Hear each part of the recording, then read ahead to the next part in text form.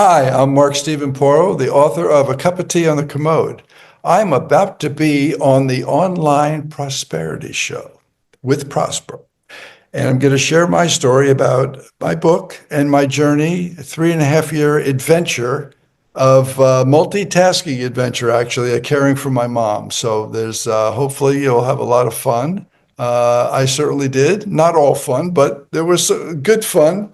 And you'll get to meet my mom, Genevieve, throughout the story and stuff like that. So I hope you tune in and enjoy.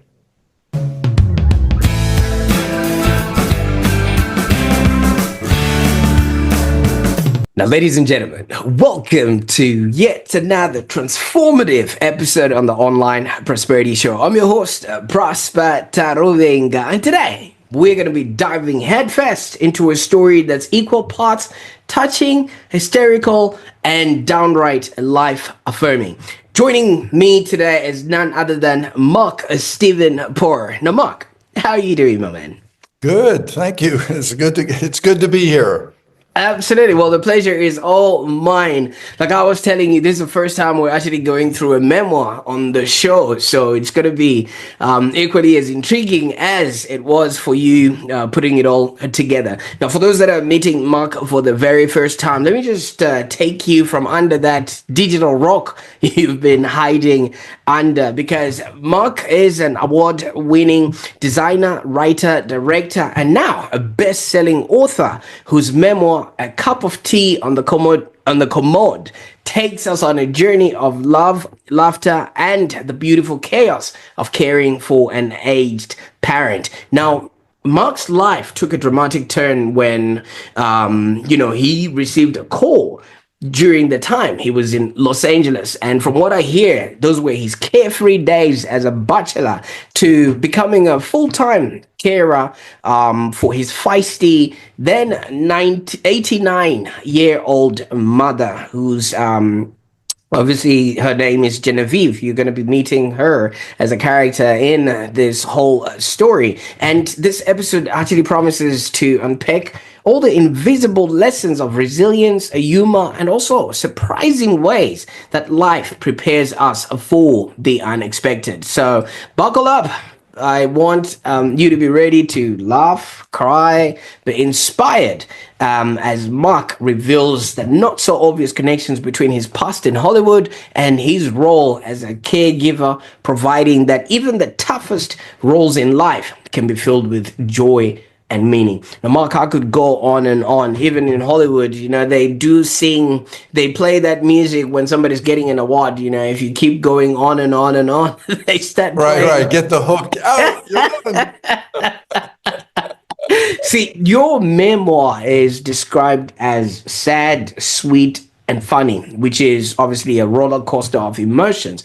First of all, what inspired you to turn your journey with your mom into a book, and what do you hope people will get from this?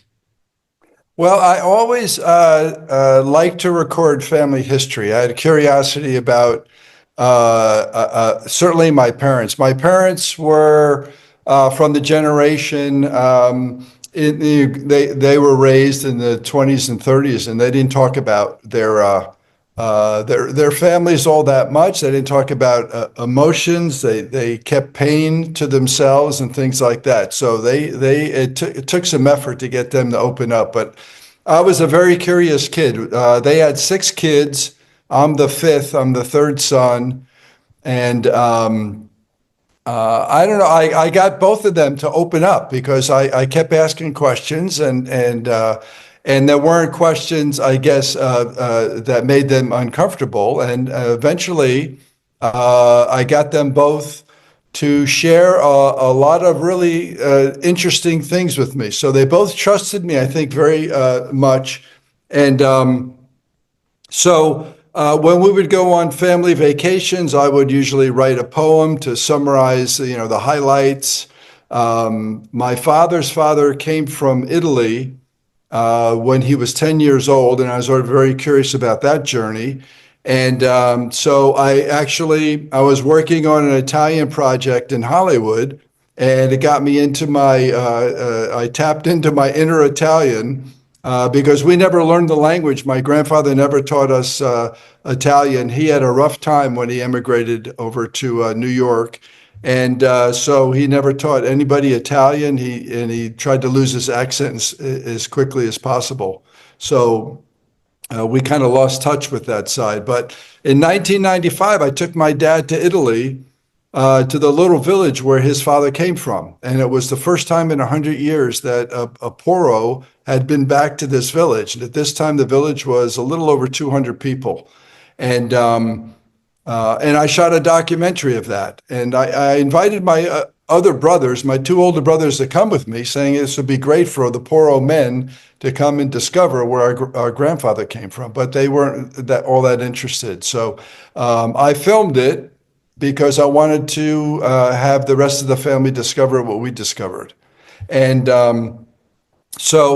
and also from my experience in Hollywood, I like to write things. I wrote jokes and I wrote screenplays and scenes and stuff like that. So I always enjoyed, I guess, the writing aspect. But when I went through this with my mom in 2011, I got a call. I was a carefree bachelor in LA, and I had no girlfriend at the time, and I had never been married, had no children.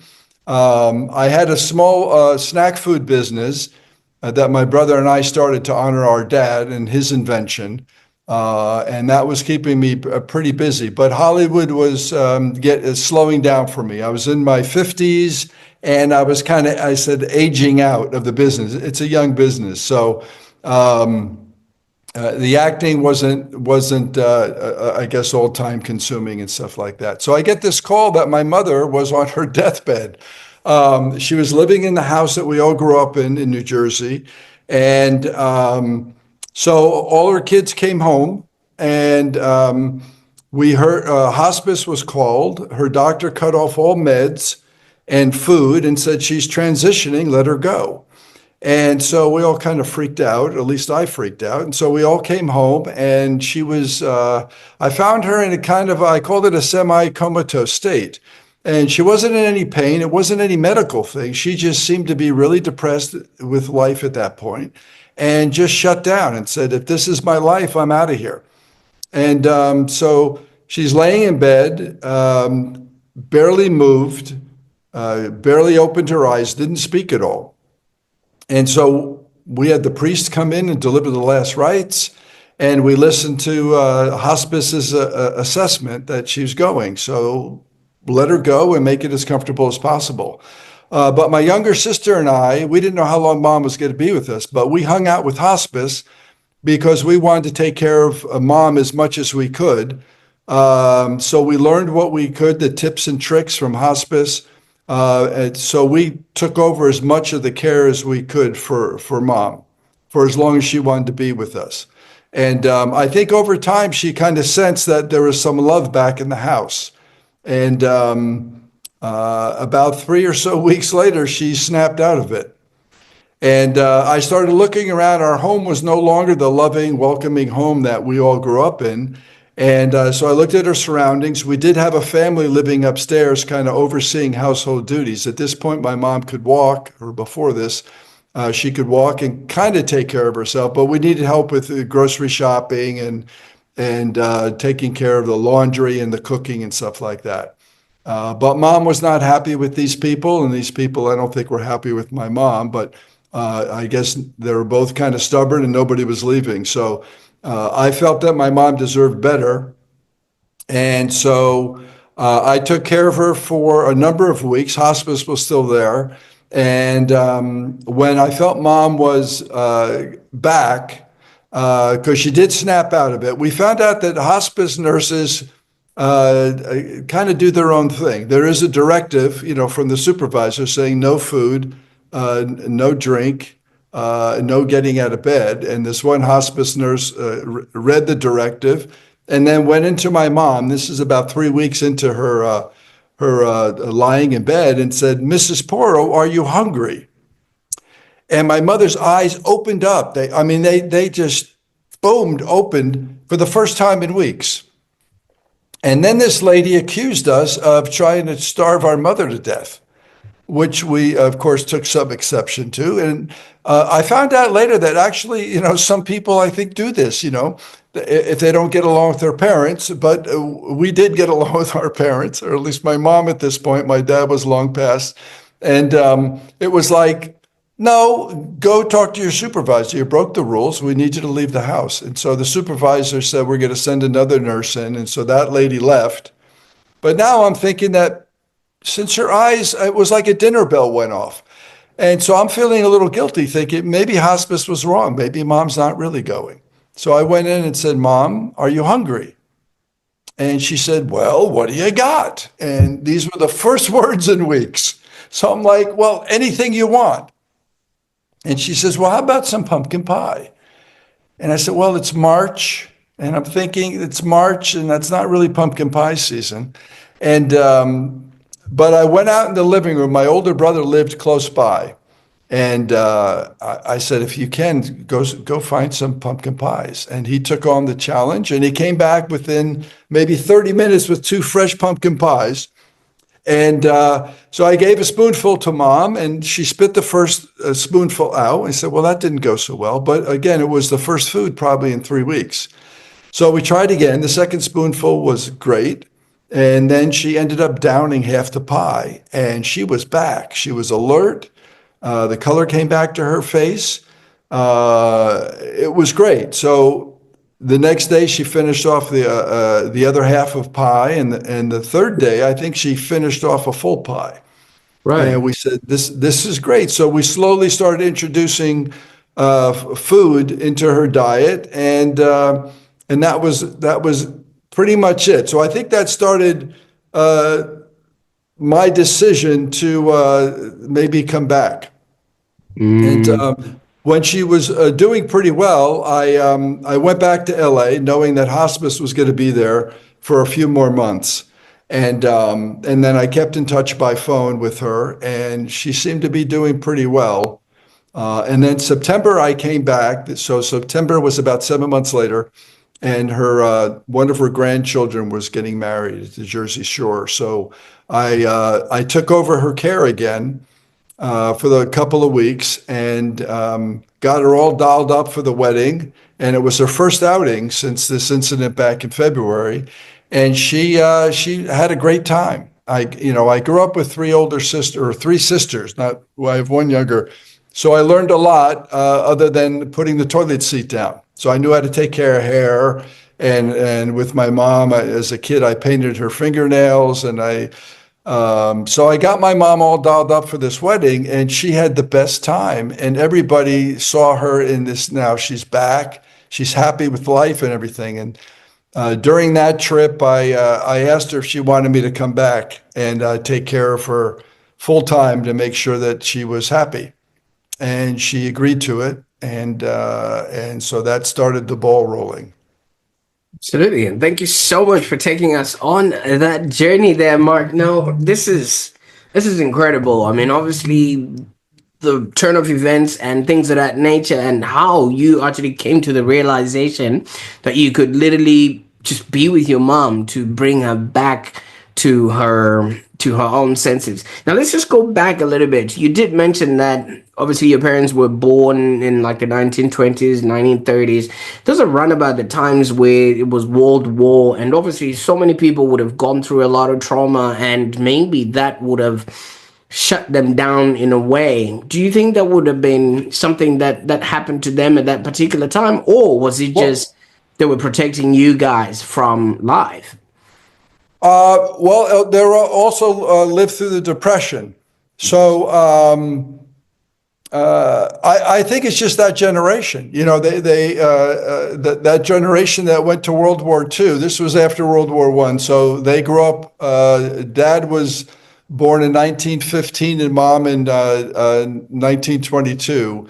And so I think that generation just they kind of kept quiet. I don't know if it was to protect us, maybe to protect themselves. They buried, especially, my dad was involved with World War II, and they call that the greatest generation. They made a lot of great sacrifices, and they didn't talk about it because I think they wanted to.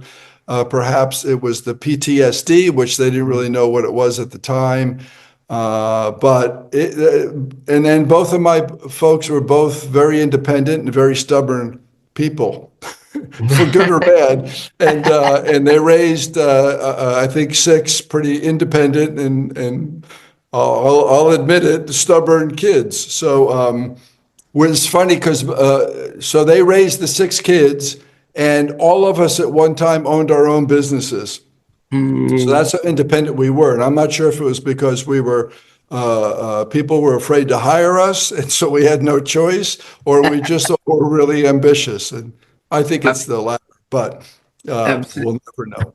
Great stuff, and thank you so much. Now, you did mention you had five, of these siblings, and you were the only sort of one that was very inquisitive, asking all these questions, writing all these poems, and you were also the one that then took Dad to the village where you were the only poorer man to ever sort of come back. What was the relationship with you and the siblings growing up? Because obviously they, like you said, didn't want to go, and they obviously, would have been busy doing other things. They would have probably seen you as a weird one growing up.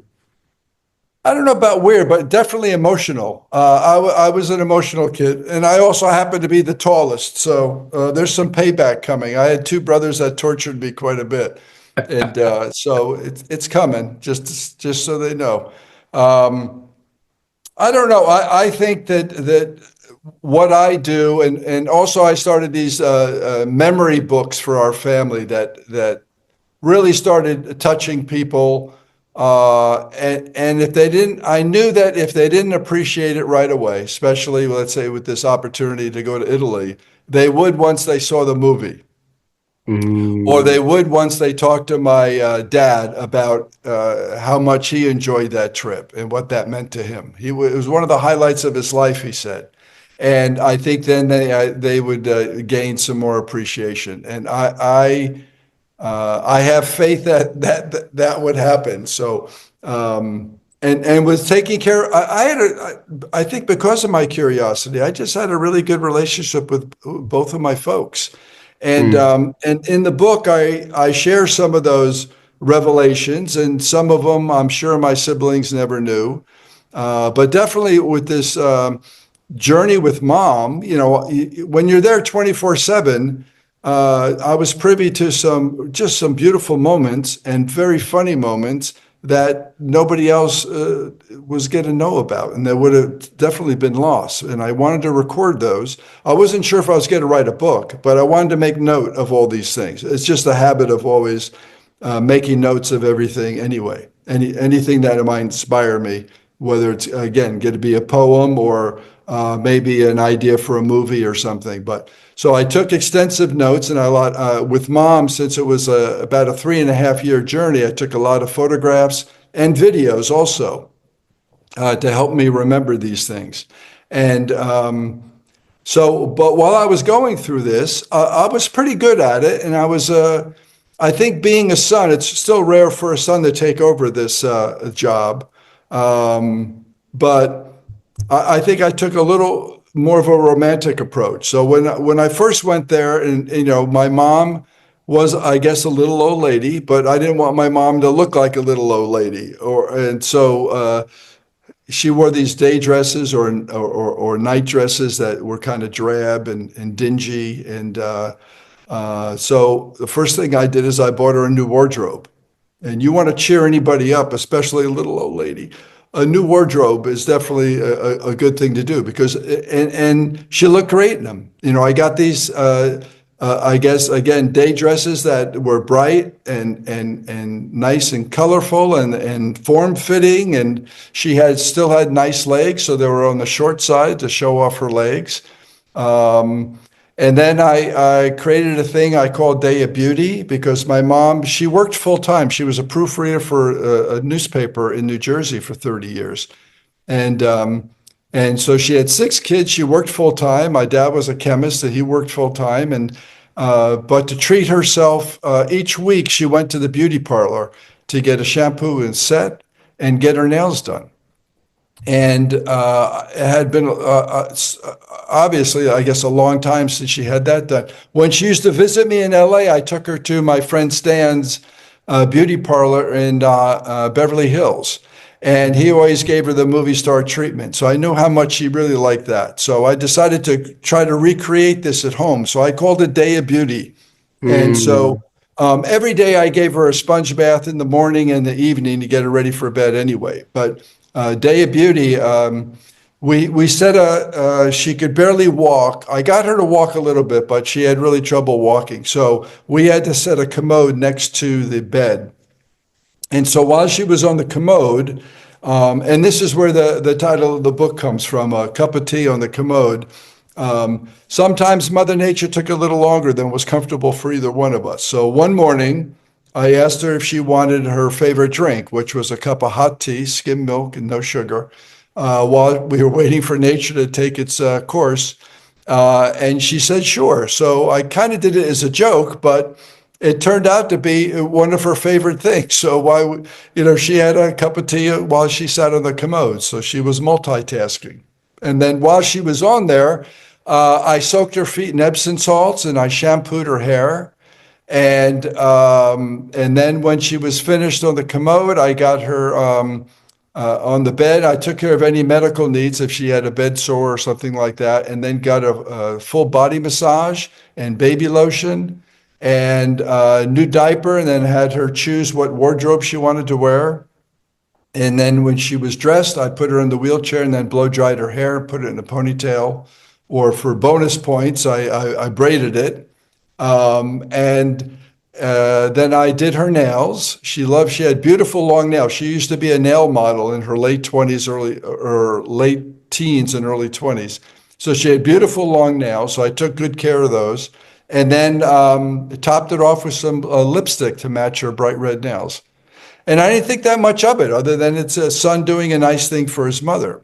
But as I was wheeling her into the kitchen for breakfast, we passed by our dining room mirror. And so I parked her in front of that mirror and leaned in and said, who's that pretty girl? And she just beamed. And it was just powerful moment, because I don't know when the last time she looked in the mirror, and I don't know the last time she looked in the mirror and liked what she saw, but whatever she saw that day was beautiful. And I thought it was beautiful anyway, but she felt really special. And I realized that, wanting to be pretty doesn't go away at any age, and for men too. I remember 2 days before my dad passed, my sister and I gave him a nice shave, because he was always clean shaven, and now he's laying in bed, and the beard's growing a little bit, and so we said, would you like a shave? And we shaved him, and he was so happy to be clean shaven.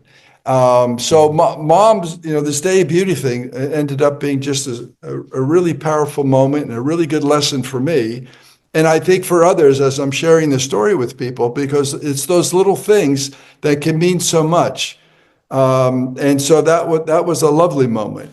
And then also I gave her, while she was there, I wanted to return dignity to her. I felt it was whittled away over the few years, whether it was these people had something to do with that. But also I think, people, your loved ones get lonely if they're sitting there. I know my mom whispered to me one time, she goes, I don't like being alone. It's not pleasant.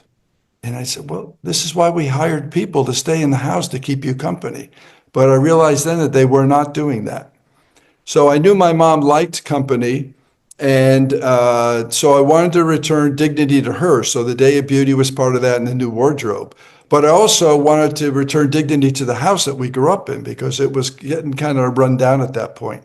And mom was like a baby, so she slept a lot during the day. So I had an opportunity to go, I had some time to do things. So I started renovating the house, trying not to make too much noise to wake her up. And when I finished the upstairs bathroom, I put in a very large bathtub, a big oval bathtub. And I asked mom if she wanted to christen it with a bubble bath.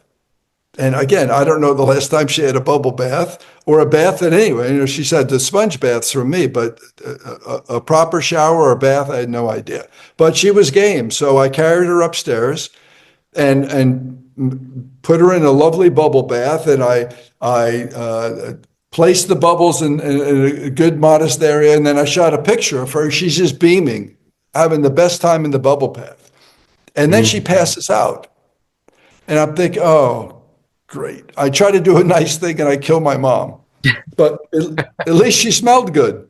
Ah. So if I said, oh my gosh, how am I going to explain this to my siblings? I gave mom a bath and we don't have to worry about mom anymore.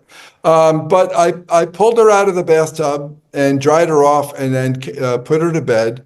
And then I called up a nurse and they said, you left her in the hot water too long and her blood pressure dropped. And so she fainted basically. And so I stayed with her, and about 30 minutes later, she woke up and she remembered the bathtub, but she didn't remember the passing out. So it was a win-win for me. So those are some of my parental failures. You learn as you go along, I suppose. So Absolutely. I quite like how you inject humor in all of this because I'm supposing it actually helped you go through these challenges and oh, sure. Yeah, yeah. good Yeah, on it's you. it's a big part of, I think, both of my parents were very funny, and Mm, they injected humor throughout life, and luckily they passed some of that on to their kids. And so that's mm, a huge thing. So again, when I took this on, and mom agreed and gave me permission, I said, first of all, you need to know we're going to have some fun. And that was, mm.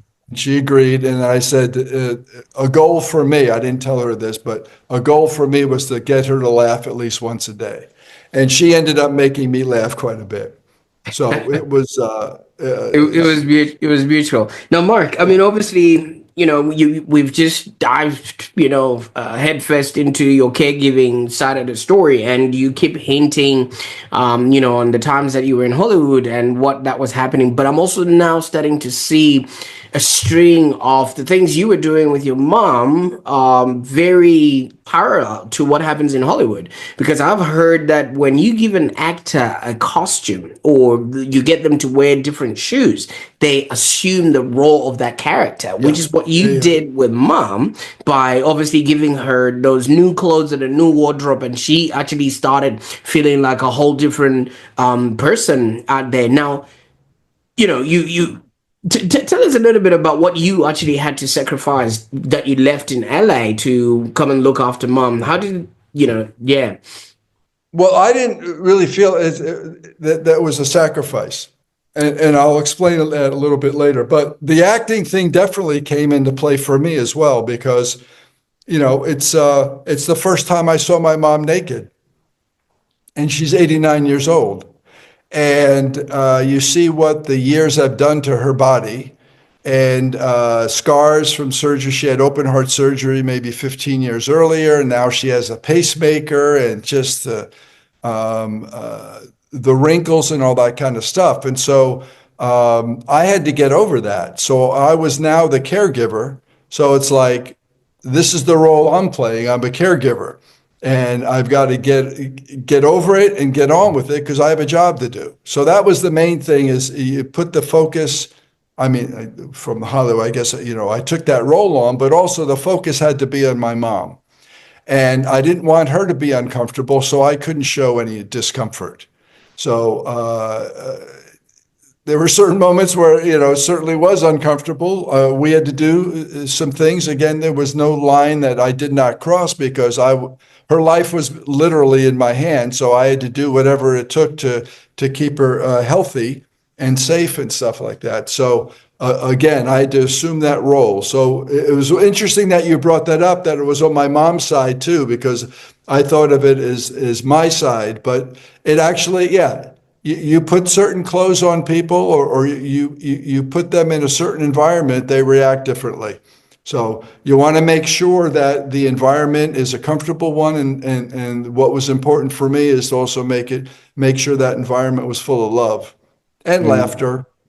Absolutely, because I think it was love that sort of revived Genevieve, and if you're okay Yeah. with us bringing her character into play right now, because when the hospice was there, they'd already declared her ready for transition, and obviously the 3 weeks that there was no food, water, and any sustenance would have obviously ushered that stage of her life quicker than any recourse that you then took after that.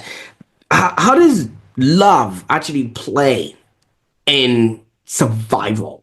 Knowing what you know now about what you went on and did, and the role you assumed of you now becoming the carer, and you also explain her as somebody who slept through the day like a baby while you're doing all the love things that any parent would have been doing for their kid. Yeah. Well, not having children and never being married, I guess I really didn't have a good grasp of what unconditional love is. Especially for, a bachelor, and, when you're an actor, the focus is usually just on yourself and stuff like that. So, I had pets growing up and I loved them and stuff like that. But boy, when you have, I guess it's similar, if you have a child or whatever, but with mom, it was unconditional love. And no matter how hard this got, mentally, physically, or emotionally, I had a job to do. And so you can't let that get in the way of the important thing, which is keeping her healthy and alive. And so that was a big lesson for me. And then you also and I have a design.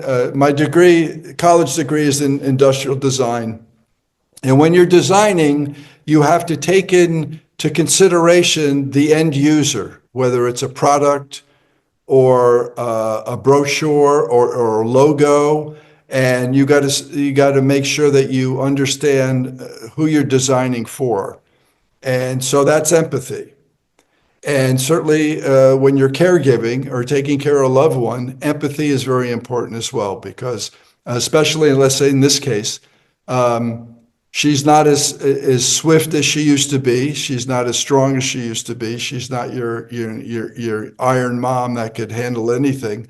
And she may not remember things. There was, in the beginning, she couldn't remember my name. Out of the 6 kids, I'm the only one that's wiping her butt a few times a day, and yet I'm the one that she couldn't remember who I was. And she had a wicked sense of humor, so I thought she was kidding. But one morning she greeted me with, "And what is it I call you?" And I said, "What do you mean?" And she goes, "Who are you?" And I said, "Name your kids." And she said, "Laurel, Michael, Carol, David, Deasy." And she was stumped. And so I said, "I'm Mark." She goes, "Oh, Mark." I said, "Yes, I'm your favorite son." She goes, "I don't have favorites." And I said, "Well, you have a favorite to forget." So I have a chapter in the book asking that question: does wiping butt cause amnesia?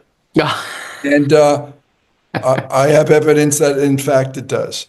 But again, that's one of those things that I could have taken that personally and been offended. But I understand that she's not as with it as she used to be. So it's okay. So you have to find, I guess, you got to roll with it and not take it personally. And so what I did is I printed my name in large block letters and taped it to the ceiling. So when I would come in the morning, you should be laying in bed, and I'd say, "Good morning." It should say, "Good morning, Mark," and her eyes would shoot up to the ceiling. So the visual aid worked. And then after a while, she remembered who I was. So it was a short period, but a very fun one, because we made it kind of a game. Absolutely. I like that. You use the teleprompter from Hollywood to literally get her to give you the speech right there. Now, Mark, I mean, obviously, this is your tale, your story, your memoir, and things of that nature. Like you said, you usually create this for the end user, and that's just basically the nature of your job. So if somebody's watching this right now, what would you say, just in case they're probably navigating maybe just a tough situation connection with a loved one in their life, or they're actually Yeah. caregiving, or they're on a caregiving journey, and maybe sometimes they just feel overwhelmed, and maybe they don't have, the hilarious moments that you have. What sort of pep talk would you give to somebody who's going through that at the moment? Well, I have to say that not everybody's cut out to do this. Right. Let's say out of the six kids, four of us were hands-on when needed. I did it 24/7, but my younger sister, whenever she came to visit, she would jump in and pitch in. My older brother did a lot of spending a lot of time and checking on my mom in mornings and evenings before I arrived. So this took a lot of responsibility off his plate, but he wanted to stay in practice. So he would come on Tuesdays and cook dinner.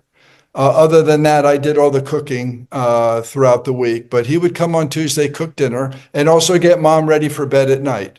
So if I couldn't be there, he was in good practice and could take over. My older sister in California would come in. I had to go back to handle my business every few months for a week.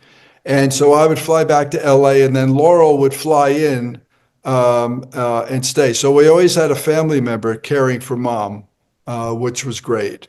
I had two other siblings they were not comfortable doing this. So they were hands off, but they did a lot of other things. My brother David, who lived in the same town, took care of things around the house. When it snowed, he snow plowed and helped take care of the garden and things like that. And would certainly visit mom, which meant a lot to her. My other sister lived at the Jersey Shore, couldn't handle the hands-on stuff, but she cooked and she made things for mom. So my advice would be, if you're not comfortable with it, because if you are uncomfortable, your loved one is going to feel that, and you're going to make them feel guilty, and you don't want to do that. You want to make them as comfortable as possible. So you got to put the emphasis again on them. That's the empathy. At one point, mom asked me, "Why am I doing this?" We had, I guess, a particularly rough day or something, and I just put up with whatever was going on and kept doing the work. And she said, "Why are you doing this?" And I said, "Because I love you and you're my mother, and it's an honor to take care of a son for a son to take care of his mother." And she was shocked. And it really kind of bothered me that she was shocked, but I think it's an interesting question. So I started asking myself the same question: why am I doing this? Right. And I was available to do it, or I made myself available to do it. I was also comfortable doing it because I wanted my mother, I wanted her final years to be as happy and healthy as they could be. And that came from my upbringing. I mean, it may be in me a little bit, but I grew up in a nice, both parents were very kind and nurturing and taught us very well, really good lessons. And my siblings were all pretty much the same way. And then, you got to find whatever lane you're comfortable in. This particular lane, I was maybe the most comfortable in. And so, that was the thing. So I was good at it, and it made me super happy to be able to do it. When you could do this stuff, and even during those rough days, and you can get your mother to smile or to laugh. I mean, she was Irish, so one time, she was not in a good mood, so I said, "I'm going to do the river dance." So I stood in front of her bed, and I'm doing the Irish river dance, which made her laugh. Of course, it made my shins cry. But the goal was to make her laugh. So my shins weren't the issue at that point. And, those meant so much to me. And again, so those are the little things I wanted to record. Some of our best moments were just sitting at the kitchen table, holding hands and not saying a word. And you could just feel the love in that touch. And she responded very well to touch. And those are super moments. And if you can share those, I mean, they're in the book, right? I recorded a lot of this stuff. And the response from people who are reading it, I've gotten a lot of really touching and just gorgeous personal notes from people who have read the book. And they've shared some of their own stories with me. And it's beautiful. So it just opens up and people go, oh, there was it was, this one really got to me. I think she was from my hometown. And she found out about the book, and we started messengering on Facebook. And she said, "Oh, my mom's 95. I'm getting your book, and I'm reading it with my mom." And then the next year, she says, "Oh, my mom turned 96, and I'm reading your book again to see if it gives me any more tips." But I don't say it's a how-to book. I say it's what I did. And if you get something out of it, great. But there's a lot of entertainment stories in there too. But it's not quite a paint by numbers kind of book, how to care for your loved one. Anyway, she wrote me, I guess weeks later, and she said, "I just want you to know that my mother passed a couple of weeks ago, and your book meant so much to me, and it made me laugh, and it made me certainly cry." But it really helped with my journey with my mother. And that was very raw and beautiful and lovely. And when you put your heart and soul into something, you don't know if it's going to resonate. My goal wasn't to resonate with other people. It was to share my story. And you hope that it resonates with people. But boy, the response to this thing has just been lovely. So those mean a lot to me. And if it can help somebody get through this difficult, because it's a universal issue, Yep. right? Our parents are all getting older if we still have them, and we're going to have to face this at one point. If you're not going to face it directly, you got to find somebody who you trust, who could care for your loved one or something like that. And it's not going away. All of us are luckily living longer. And they say, I think by 2050, there's going to be over 426 million people 80 years or older around the world. So this could be a crisis, and it's something that hopefully people will, like we used to in the old days. You have 3 generations living in the household, and the young people can learn a lot from older people. Now, Mark, It's you tough to see, convince them maybe if they're not on TikTok, but there's a lot of wisdom. absolutely, and I really appreciate that. Now, obviously, I'm going to say this with utmost love and respect. I mean, to whom much is given, much is required. You were given this opportunity and this experience.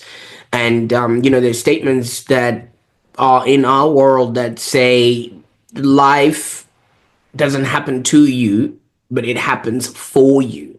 Given the fact that you now have all this feedback from people that are now using your memoir as somewhat of a reference as to how they can do it, because nobody prepares you for things like this. Is there Right. maybe something that you now see in hindsight that now looks like what you went through with Genevieve was actually preparing you for something greater in the future? Well, I'm not sure about greater. I think hopefully with this book and now I have another book that's going to focus more on my dad. But what I discovered, so the book came out on Mother's Day last year. I wanted it to come out on Mother's Day, and luckily the publisher agreed. And so if you look at the story or hear what we're talking about today, it seems like I went home and rescued my mom. And I guess, if you look at it,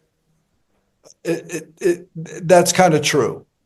But so the book came out on Mother's Day, and I wanted to record the audio book version. But I couldn't do it because it was still too raw for me. So I had to wait a few months and draw on all my acting experience because, again, I'm a very emotional guy, especially when it comes to family. So it was going to be tough to try to read through that book and not break down. Um, and But during those months, you're you're looking at the story in retrospect and looking at it. Let's say your lens has changed a little bit, and I think that the whole story might have been my mom rescuing me.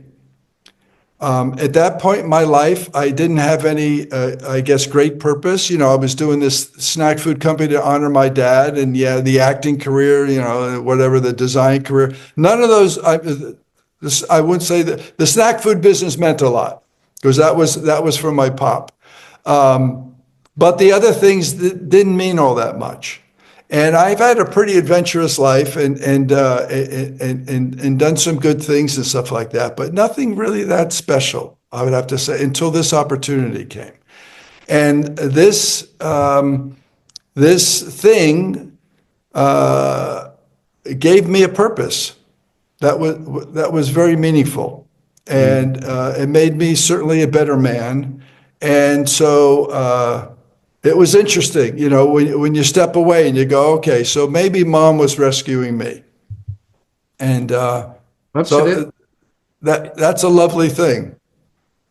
And I would want to venture to say that these 3.5 years was something akin to a rite of passage Yeah. where you literally had to go through what you went through in order to come out on the other side. And now, like you say, you now have purpose and you no longer are doing it the carefree bachelor, but you're literally helping others be, do, and have, an easier transition with their loved ones as well. So for our viewers that might be curious about your memoir, how can they first of all get a hold of, a cup of tea on the commode, and what's next in your creative journey? Well, it's available in obviously in Amazon all around the world, but also other online stores. There's some actually in Australia that I don't recognize, but once in a while I will check. My publisher and their distributor have this thing all over the place, so it's great. But Amazon has it's the paperback and large print paperback and ebook and also the audiobook. So they have all four versions. You don't have to get all four. One or two would be great.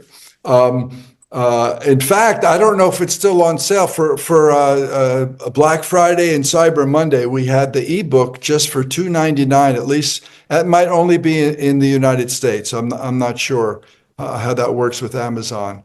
But if they Google a cup of tea on the commode, we're everywhere. I've got a YouTube channel with about 170 short teaser videos. Most of those are on the funny side. Yeah, so we have the website is a cup of tea on the commode.org. There's some really fun stuff too. If they read the book, I have a bonus section.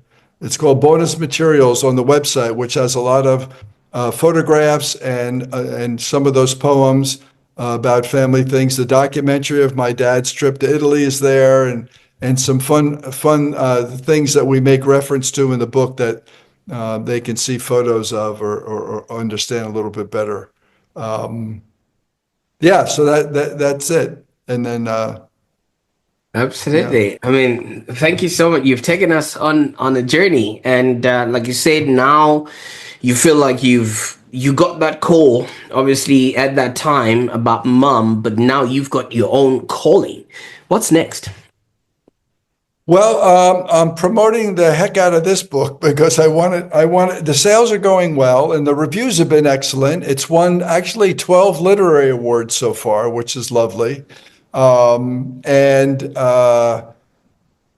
I'm writing the second book, which is going to focus more on my dad, and it will. I do touch a little bit on that Italy trip in this book, on the cup of tea and the commode. But I'll go into more depth of that in the book about my dad, and also more about his snack food. And I only had 8 days with my dad, so that was the original idea for the book, was just to focus on those 8 days, and then of course go into some backstories and things like that. But I think this trip to Italy was very important, so I want to weave that in. And also his snack. He invented this half pop popcorn snack back in like 1963. And 40 years later, we're still nothing like it on the market. So I decided with my brother to go ahead and make this thing a reality. Because my dad tried to. He worked with a couple big companies in the 70s and stuff, and they never worked out a deal that was that he agreed with. So we built it into a national brand for a while. And so that was very cool. So some of that will go into the next book as well. But a cup of tea, we keep going with the cup of tea because I think an important story to share. So I want to keep sharing that one as well. Absolutely, absolutely. Now, Mark, I can't thank you enough for the time that we've spent, on the call today. And for those that are watching right now, what an unforgettable journey of humor, heart, and the humanity with Mark Steven Porro. I think this is something that a lot of people did not realize they needed, but after listening to it and things of that nature, they'll be like, "Oh, I do happen to have, a loved one or a parent, or it could also happen in reverse, where you have to take care of, somebody that Right. means quite a lot to you." So for those that are watching right now, if this episode resonated with you, imagine how many others it could actually touch. So I encourage you to share this episode with somebody who might find comfort, courage, or just a good laugh with Mark's story. We all go through stuff, and maybe somebody just needed to hear the words coming out of somebody else's mouth that they too have been there and have experienced what it is that they might be going through. All right. And if you think the memoir is also something that deserves a place in your bookshelf, obviously grab a copy of A Cup of Tea on the Commode. It's not just a book, as you have heard. It's actually a testament to the resilience of the human spirit. Until next time, remember, every challenge has its moments of joy, and every moment of joy is actually worth sharing. Bye for now.